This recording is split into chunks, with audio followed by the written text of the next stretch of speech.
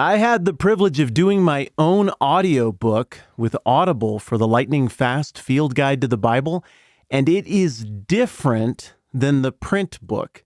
They had me just wing it and fill in a whole bunch of other stuff. They were like, hey, this won't work in an audiobook form. You got to turn it into like an actual paragraph book.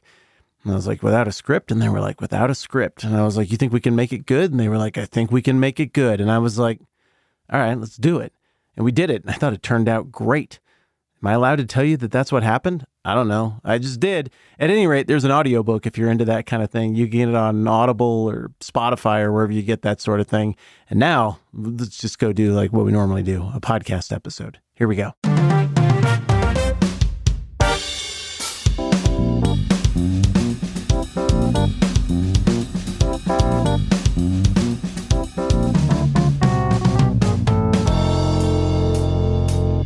There was, many years ago in Rapid City, South Dakota, a terrible, terrible flood.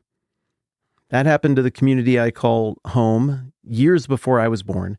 But in this horrible flood, tons of people died, and the whole map got redrawn. There's a canyon here. It's called Dark Canyon. Rapid Creek runs through it. It comes down out of the mountains, and it fills up this lovely little lake on the side of the city called Canyon Lake. It's full of trout.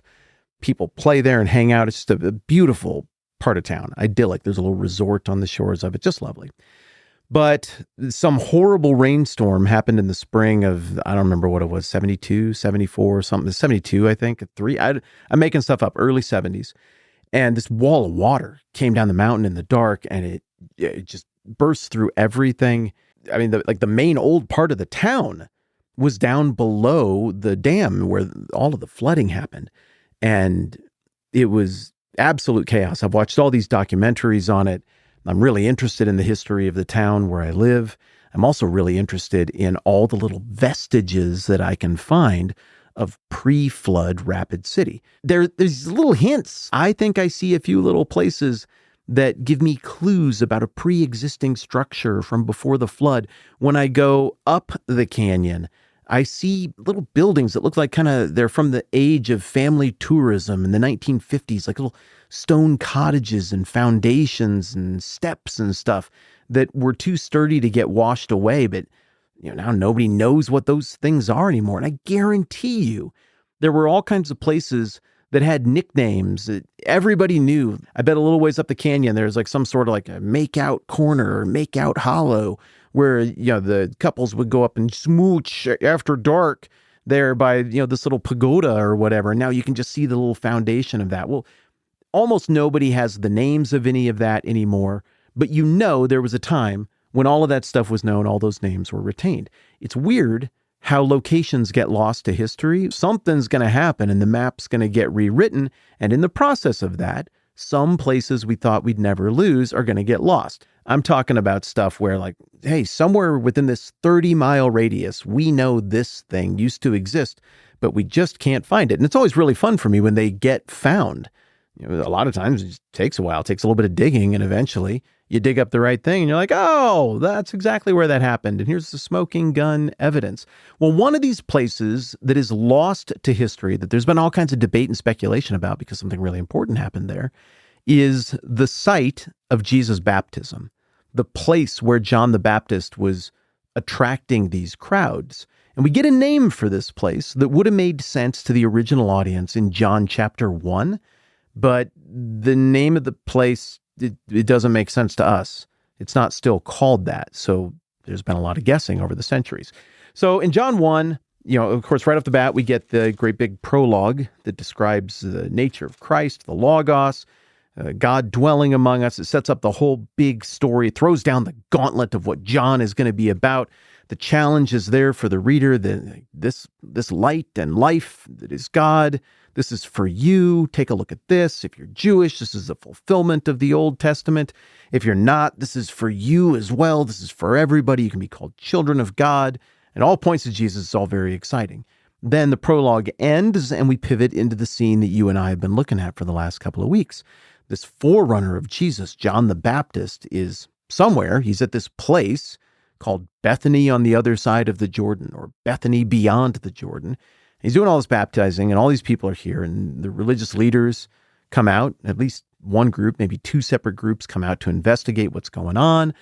John the Baptist is teasing that there's this great character out there you got to be looking forward to. You don't know what he looks like yet, but he's coming, and I'm not him. And this baptism thing, it all points to him, and all of this is a bigger deal than you guys are even understanding.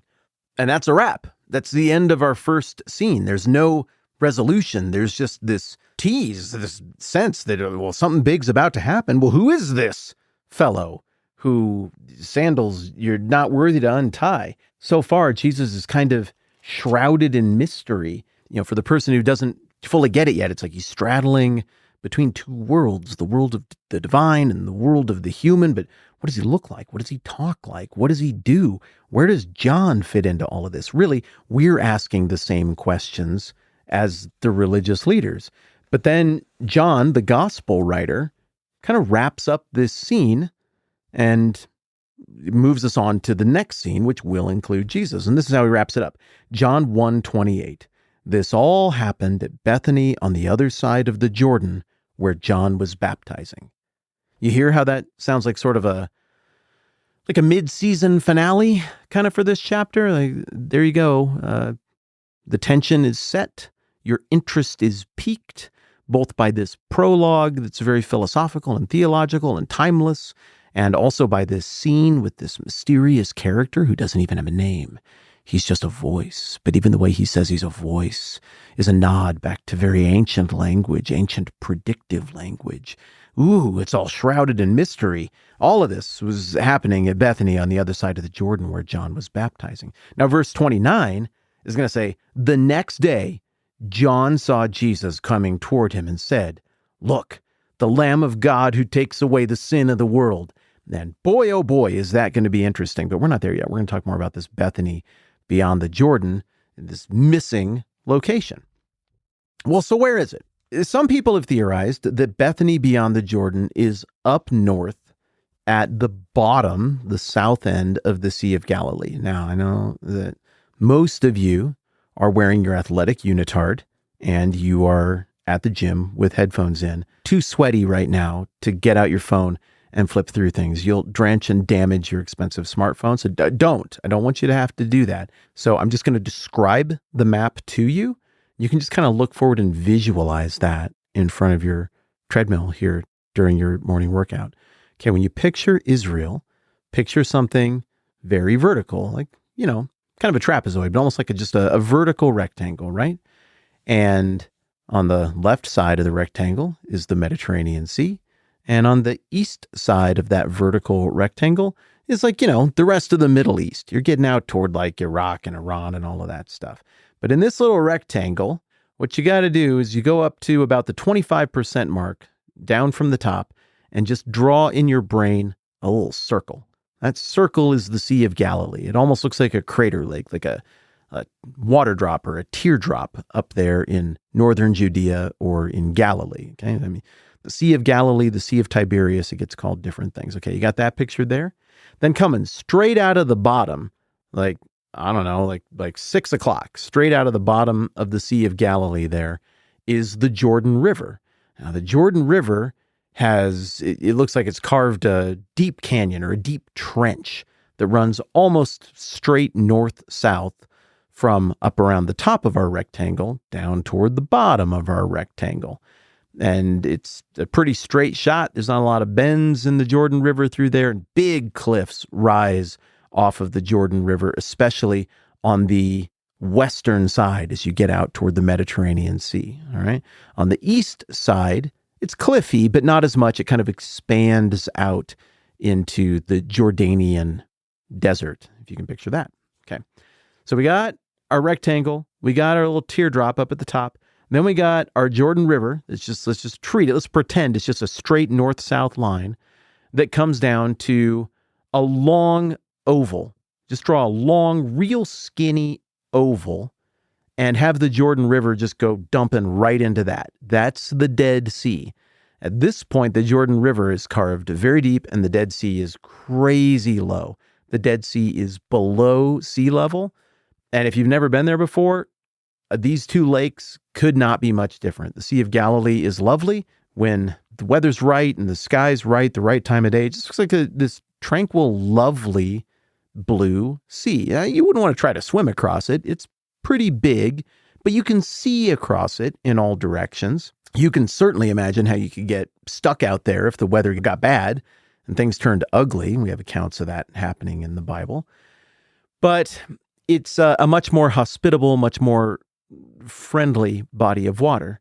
The Jordan River, it's a lovely, lovely river. When I drove from the Sea of Galilee to the Dead Sea, I remarked often, especially in the first half of the Jordan River going from north to south, I was like, this just reminds me of the high country of South Dakota before you go up into the Black Hills. Like some of the foliage looks kind of similar. It's, and then it gets more and more deserty and more badlandy the further south you get. And when you finally hit this big, long vertical oval that is the Dead Sea, well, there's a reason they call it the Dead Sea. It's got like weird crusty salt all over it, and the base, it's not like gravel or anything. Most of it's this weird mud. Some people think it has cosmetic purposes, so people like to bathe in the Dead Sea and then goop the Dead Sea mud on them. Qumran, the place where the Dead Sea Scrolls happened, that is all in this region. And so some people, historically, we'll break this down more tomorrow, have looked at this location, this Bethany beyond the Jordan, and they've thought to themselves, it's right there where the Jordan River dumps into the Dead Sea. That's got to be where it is. It's got to be on the east side of the Jordan River, because John would have been writing from the perspective of Jerusalem or the main body of Israel. So he would have thought beyond the Jordan would mean going east. That's the assumption. So some people put the John the Baptist stuff just right across the water, practically from Qumran, where the Dead Sea Scroll stuff happens. That's pretty interesting, or close to that area. Other people have their reasons, and we'll break it down a little more tomorrow, for why this baptism stuff happened up north, right where the Sea of Galilee skinnies down to the Jordan River and flows south to the Dead Sea. And there are a couple other outlier theories as to where this is. There are three reasons I want to break it down further tomorrow. One, it speaks to some interesting questions about the flow of Jesus' life. How much he was up north, which is what the Gospels primarily focus on, the Synoptic Gospels, that is, and how much he was down south. John gives us more moments in his life where he's down in Jerusalem earlier in his life, whereas the Synoptics mostly focus on when he was up north until Passion Week, till he came down and got crucified. So there's the flow of Jesus' life geographically that I think is very interesting. Then there's the question of the origins of John the Baptist and his loyalties. I think if he was doing this baptizing near Qumran and Essene settlements, well, that's kind of a hint as to who he was and how to picture John the Baptist. If he wasn't there, maybe it's a hint toward other things. Third reason I think it's interesting is because of all the stuff that happened after the Bible, after this location was lost. A whole bunch of people have thought about this over the centuries.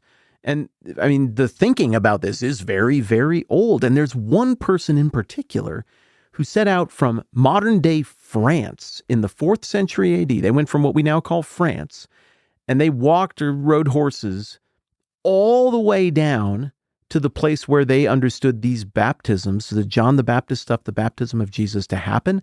And they recorded every single leg of that route and even give us a little description of where they say John the Baptist was baptizing. We're going to look at that ancient document, that ancient itinerary tomorrow. Final note for today, as I'm recording this, the Lightning Fast Field Guide to the Bible has been out for 5, or depending on how you count it, 6 days. And you all have been so cool about that. I feel, I'm going to sound emotional and squishy here. I don't know how to phrase it. I feel very supported.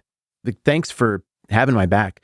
Thanks for trusting that a book might be good that is a product of this podcast and just buying it without knowing if it was good.